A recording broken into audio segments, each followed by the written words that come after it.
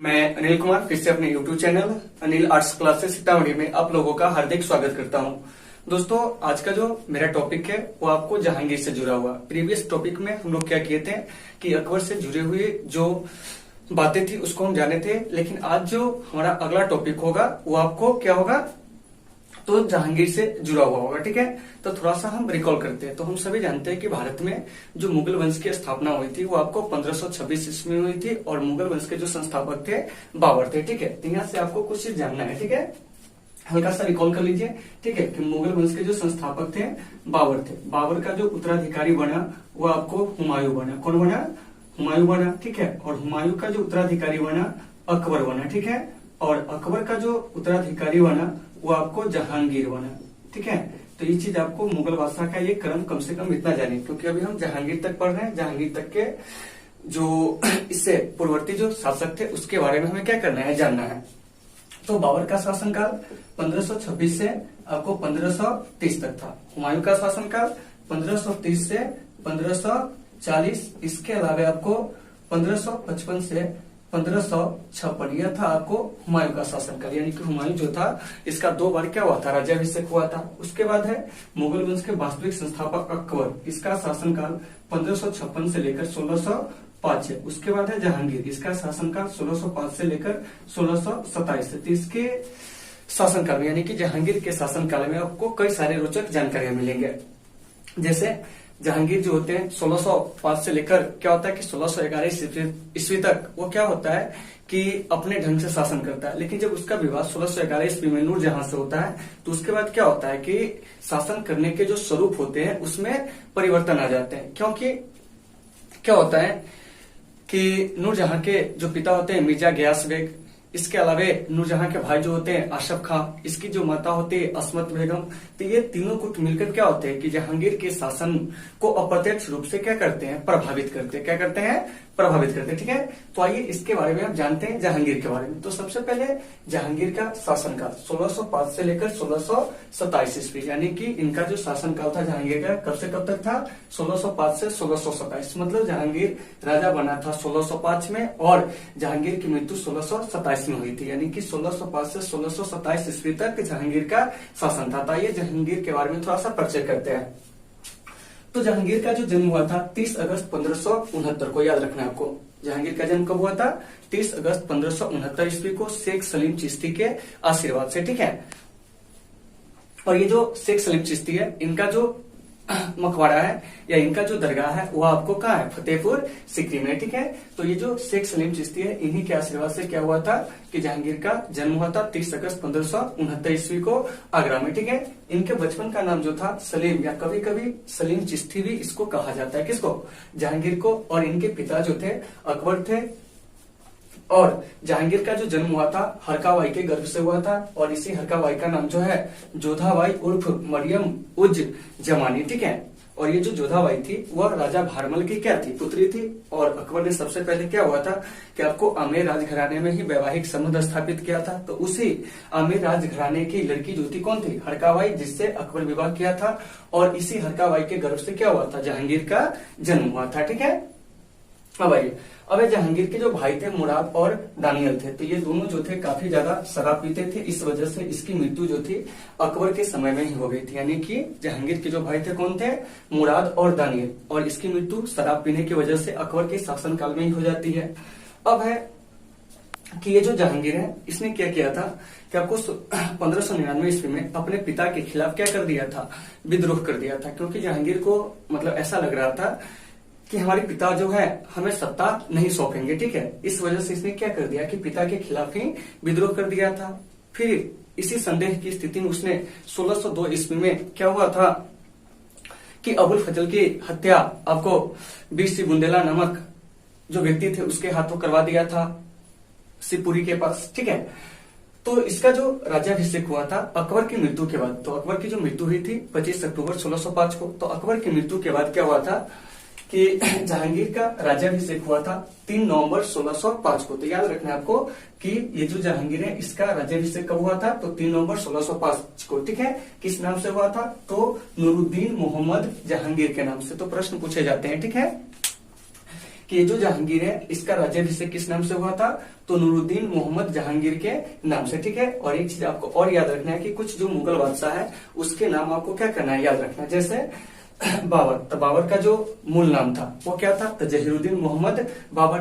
हुमायूं जो था नसीरुद्दीन मोहम्मद बाबर। ठीक है, अकबर का जो नाम था वो क्या था, जलालुद्दीन मोहम्मद अकबर। ठीक है, इसी प्रकार से जहांगीर जब गद्दी पर बैठा किस नाम से, तो नूरुद्दीन मोहम्मद जहांगीर के नाम से। और जहांगीर के बचपन का नाम क्या था, सलीम था। ठीक है, तो इस प्रकार से मुगल बादशाह का जो पूरा नाम है उसको भी आपको याद रखना है। और ये प्रश्न पूछे जाते हैं 2017 के केबीसी में एक प्रश्न पूछा गया था कि किस मुगल बादशाह को हम लोग नसीरुद्दीन मोहम्मद के नाम से जानते हैं, तो किसको जानते हैं, हुमायूं को। ठीक है, तो आपके एग्जाम में भी ये प्रश्न पूछे जा सकते हैं। ठीक है, आइए अब ये जहांगीर का जो मकबरा है वो आपको लाहौर है। कहाँ है, लाहौर है। तो थोड़ा सा यहाँ से रिकॉल कर लीजिए। बाबर का मकबरा हो गया काबुल में, हुमायूं का मकबरा जो है वो आपको कहाँ हो गया, दिल्ली में। ठीक है, और अकबर का मकबरा जो है वो आपको सिकंदरा में।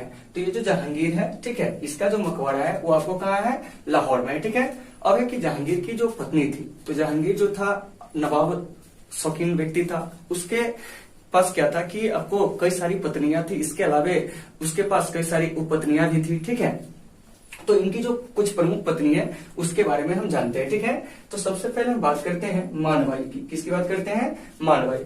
तो ये जो जहांगीर है इसने क्या किया था कि आपको 1584-85 में मानबाई से क्या किया था, विवाह किया था। यानी 1584 में मानबाई से क्या हुआ था कि जहांगीर का विवाह हुआ था। और ये जो मानबाई थी वो आपको भगवान दास की क्या थी, पुत्री थी। क्या थी, भगवान दास की पुत्री थी। और इससे जो एक संतान उत्पन्न हुआ था उसका नाम था खुसरो। क्या नाम था, खुसरो। ठीक है, यानी कि मानबाई का जो संतान था कौन था, खुसरो था। फिर इसकी जो पत्नी थी जगत गोसाई, यह भी आपको राजपूत रानी थी। ठीक है, तो जगत गोसाई से ही खुर्रम का जन्म हुआ था, जो आगे चलकर शाहजहां के नाम से जाना गया। इसके बाद है रुखसाना बानो, जिससे शहरयार का जन्म हुआ था। उसके बाद है सलमा बानो, जिससे परवेज का क्या हुआ था, जन्म हुआ था। नूरजहां, जिससे लाडली बेगम का क्या हुआ था, जन्म हुआ था। तो हमने यहाँ पर क्या जाना कि जहांगीर की जो मुख्य पत्नियां हैं उनमें कौन कौन है, मानबाई, जिससे खुसरो नामक पुत्र उत्पन्न हुआ था। जगत गोसाई, खुर्रम को जन्म दिया था। रुखसाना बानो, जिसने शहरयार को जन्म दिया था। सलमा बानो,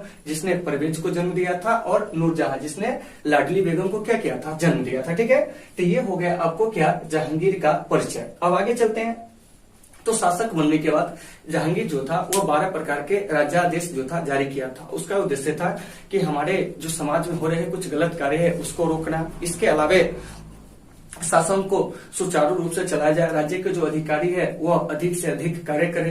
तो इन सारे उद्देश्यों से उसने क्या किया था, 12 प्रकार के राज्यादेश जारी किया था। यानी कि राज्य के लोगों के लिए आदेश जारी किया था। ठीक है, फिर क्या हुआ कि राजकुमार खुसरो ने इसके शासक बनने के 1 साल बाद ही क्या कर दिया, जहांगीर के खिलाफ विद्रोह कर दिया। क्या कर दिया, विद्रोह कर दिया। क्योंकि ऐसा कहा जाता है कि जो व्यक्ति जैसा कर्म करता है उसको ऐसा फल मिलता है। तो ये जो जहांगीर है इसने भी अपने पिता के खिलाफ क्या किया था, 1599 ईस्वी में विद्रोह कर दिया था। तो उसका भी पुत्र जो था खुसरो, ठीक है, उसने क्या किया था कि जहांगीर के खिलाफ विद्रोह कर दिया था। क्या कर दिया था, विद्रोह कर दिया था। और उसको जो साथ मिला था वो आपको मानसी का, किसका साथ मिला था, ये जो खुसरो है इसको मानसी का भी साथ मिला था। क्योंकि ये जो मानबाई थी यह मानसी का ही क्या था, बहन थी। ठीक है, यानी कि मानसी जो थे वह आपको मानबाई का क्या था, भाई था। तो इस वजह से खुसरो को क्या किया, उसने सपोर्ट किया। ठीक है, लेकिन ये जो जहांगीर है, जहांगीर के खिलाफ क्या हुआ कि इसने विद्रोह तो कर दिया, लेकिन भैरावल के मैदान में क्या हुआ कि एक संघर्ष हुआ। यानी कि जहांगीर से क्या हुआ कि खुसरो का संघर्ष जो था भैरावल के मैदान में हुआ। लेकिन इस संघर्ष में क्या किया गया कि खुसरो को कैद कर लिया गया, जहां 1621 ईस्वी में राजकुमार खुर्रम ने क्या कर दिया कि खुसरो की हत्या कर दी। क्या कर दी, हत्या कर दी। तो आपको याद रखना है कि खुर्रम ने खुसरो की हत्या कब कर दी थी, तो 1621 में। ठीक है, आइए तो अब हम आगे चलते हैं कि थोड़ा सा आपको यहाँ पर डाउट होता होगा मानबाई के बारे में। तो ये जो मानबाई है ना, यह मानसी की ही क्या थी, बहन थी। क्या थी, बहन थी। ठीक है, और इसी ने क्या किया था कि अपने भांजा, यानी कि मानसी का जो भांजा था वो खुसरो था। तो मानसी और मानबाई की इच्छा थी कि हमारा पुत्र जो है खुसरो क्या बने, शासक बने। इसलिए उसने क्या किया कि खुसरो को उकसाया।